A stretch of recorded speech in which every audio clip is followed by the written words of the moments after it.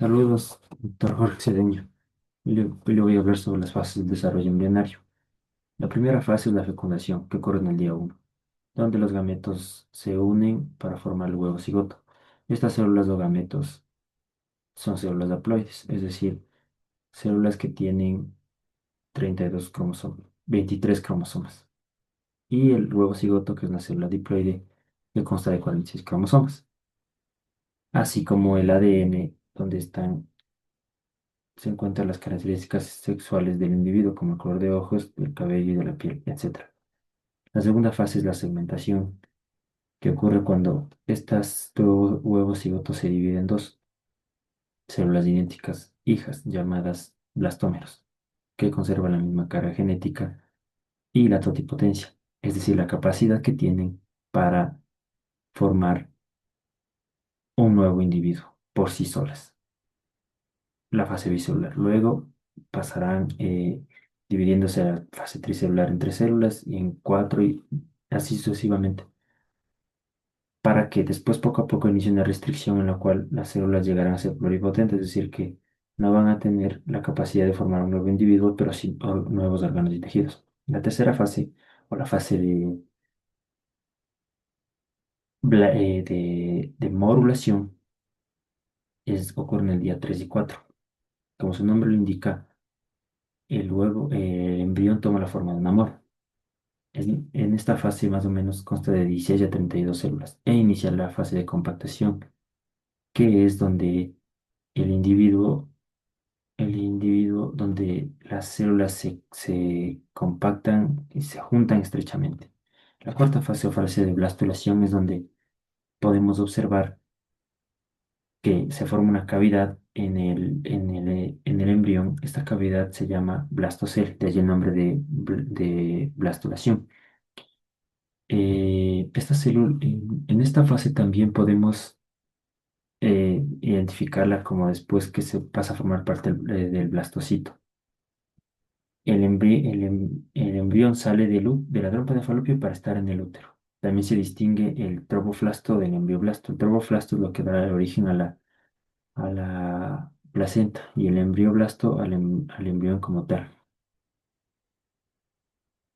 Eh, Luego tenemos la cuarta, luego en el día 8 el embrión sale del útero para implantarse en el útero, para llegar al útero e implantarse en el endometrio, más o menos en el día 8. En el día 9 podemos identificar el disco bilaminar, es decir, que el tromboflasto se conserva para hacer la placenta y el embrioblasto para hacer el disco bilaminar, que consta de dos capas, el epiblasto y el hipoblasto, que van a dar paso al, al ectodermo y al endodermo más adelante. Y también en el día 12 o en el día 13, más o menos, se inicia una implantación uteroplacentaria. Luego de esta fase de blastulación, que es la cuarta fase, viene la quinta fase, que sería la gastrulación, que ocurre más o menos desde el día 16 al 18. Esta fase se caracteriza por la formación del mesodermo.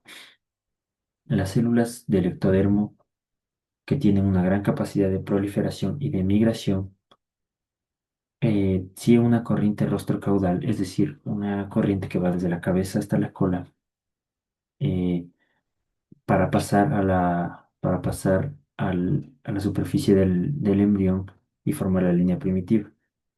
En el extremo de esta línea primitiva tenemos una parte muy importante, que es el nódulo de Hensen. Este nódulo de Hensen es el eje organizador de todo. Se le llama así porque tiene la capacidad sufre un fenómeno muy, muy conocido, clásico, que también lo tiene la notocorda, de la que ya hablaremos, que es la inducción embrionaria, que quiere decir que le dice a otros tejidos lo que tienen que hacer.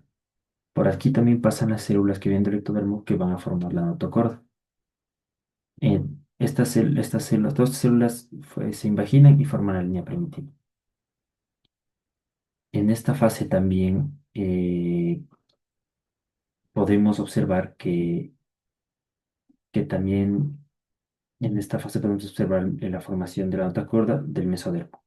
Ya.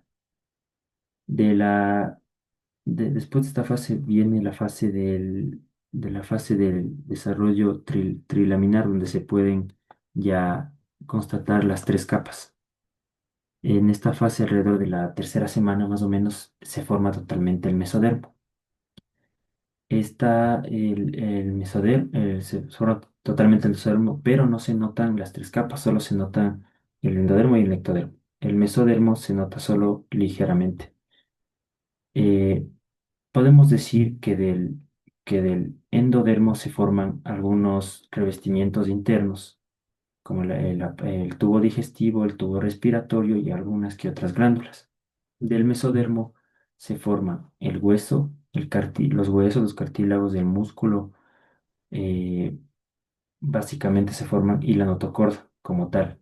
Y del ectodermo sabemos que se forma la dermis, la piel o el sistema nervioso central.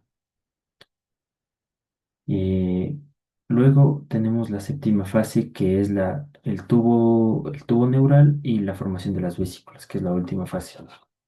Esta fase se caracteriza porque la notocorda, como ya le dijimos, tiene gran capacidad de inducir a otros tejidos a formarse.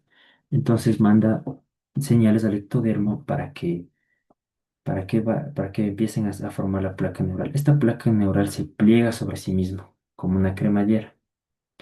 De los bordes de esos pliegues se forma el tubo neural, que va a dar paso al sistema nervioso central, de donde constan las vesículas primitivas, que son el romboencéfalo, el diencéfalo, etcétera. Del tubo neural, de los pliegues de los bordes del tubo neural, existen unas células llamadas la cresta neural, que también van a formar otros tejidos eh, que no son del sistema nervioso, pero que principalmente en este tema nos compete hablar que se va a formar el sistema nervioso periférico. Y con eso podemos constatar que ya hay un esbozo completo del individuo, sí, del individuo del embrión. Y podemos también decir que ya están sentadas las bases para que se forme el sistema nervioso central.